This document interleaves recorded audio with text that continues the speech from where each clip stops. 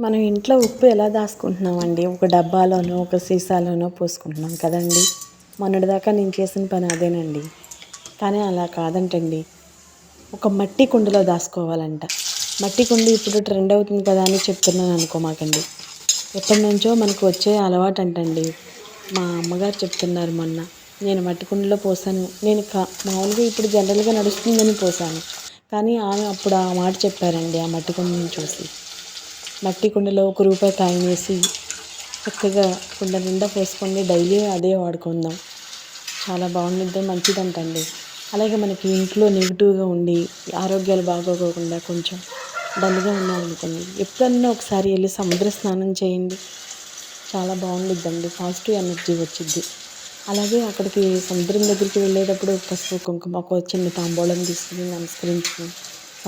నమస్కరించుకుంటే చాలా బాగుండిద్దండి. మీకు ఎవరికైనా సరే ఇలా ఈ చిట్కా ఉపయోగపడితే చేసి చూడండి.